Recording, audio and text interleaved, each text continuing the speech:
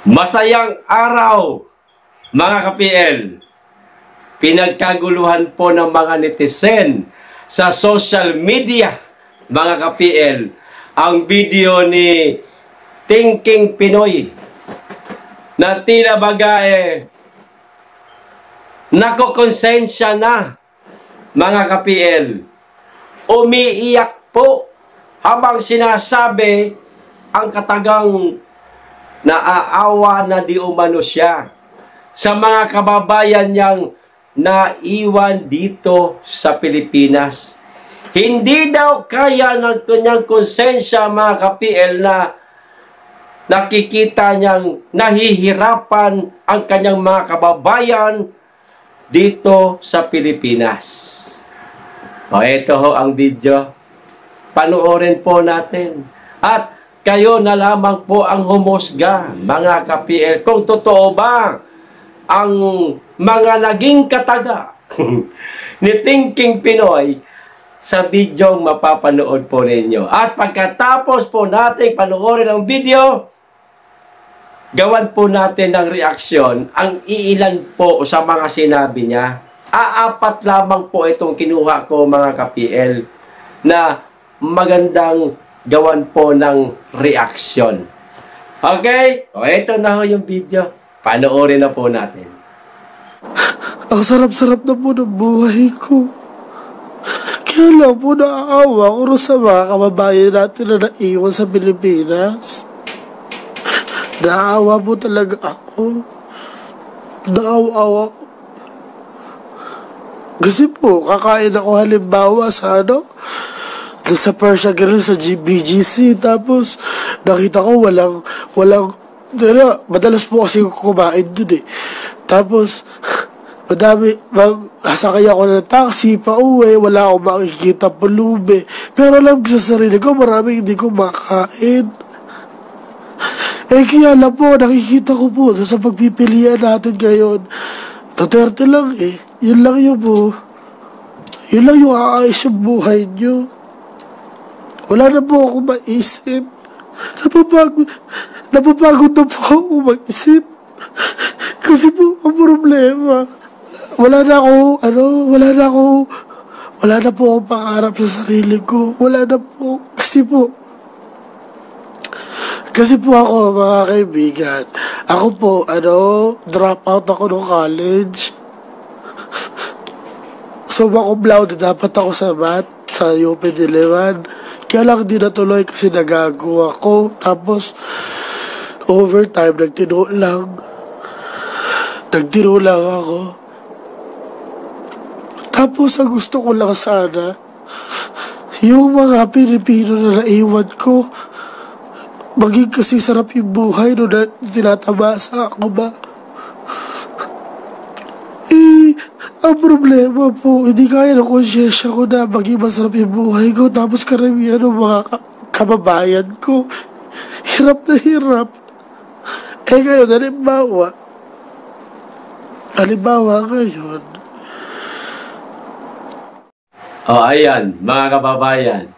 Bago po natin pag-usapan o bago po sabihin sa inyo kung kailan po ito nangyari, itong pagdrama ni Thinking Pinoy, mga ka-PL, repasahin lang po muna natin itong mga ilan lamang po sa mga sinabi niya. Apat lang naman po itong kinuha ko Oo na ho, ang sinabi niya, sarap na daw po ng buhay niya. Paano hindi magiging masarap? Baka, eto na yung panahon, mga ka-PL, na nakadikit na siya kay Kokak. Nasa administrasyon na siya ni Junior. Baka lang, maaring tama, maaring hindi. O kaya, maganda na talaga buhay mo. Masarap talaga buhay mo. Kasi kung umaasa ka lang sa pagiging isang vlogger, sa kinikita ng isang vlogger, magkano lang ba naman ang kinikita ng isang vlogger, oy? Minsan nga kinukulang pa kapag medyo maluho ka Pero pagka nakadikit ka na sa mga politiko, sasarap talaga buhay mo. Ayan. Pangalawa, Naaawa daw siya sa mga kababayan niya na iwan na narito po sa Pilipinas. Maaari na naman mga kababayan. Etong mga pagkakataong ito, tong oras na ito, habang ginagawa niya ang bidyong ito at paluha-luha pa yung kanyang mga mata, baka nasa ibang bansa siya. Ayan, baka yun na yung panahon na pinag-aral na siya ni Kokek. Mga ka-PL, maaring oo, maaring hindi, maaring tama, maaring mali. Kasi bakit niya nasabi na naawa ako sa mga naiwan ko sa Pilipinas? Di ibig sabihin, nasa ibang bansa siya. O baka naman, nag-travel lang siya mag-isa, mga ka-PL. Gusto niya lang magliwaliw. Gusto niya lang magtanggal ng stress. Baka stress na siya sa buhay niya at gusto niya mag-travel muna, Singapore, Hong Kong, saan niya gusto, para mailabas niya yung kanyang mga stress sa buhay. Sabay iyak sa isang video. Yun. Maaring ganon, di ba mga kapel? Maaring hindi rin. Di ba? Okay. Pangatlo, di daw kaya ng konsensya niya. Yun na nga, mga kababayan. Hindi daw kaya ng konsensya niya na nakikita ang ating mga kababayan na nahihirapan sa kanilang pamumuhay araw-araw. Yun naman pala marunong ka naman palang makonsensya, TP. Ngayon mo pairalin yan, TP. Ngayon marami na nakikipaglaban. Naglabas na ng samot-saring mga ebidensya na di umano itong si Dayunyor ay kumakain ng pulburon. PDEA leak, video, at nariyan na si Cathy Binag, lumantad na at di umano mga alta sa Forbes Parks, mga kapil kung saan sila nagja-jamming, lalabas na di umano. Magsasalita na di umano, mga ka-PL. Patutunayan na totoo ang mga sinasabi ni Cathy Binag. Nako. Siguradong marami kang alam, TP.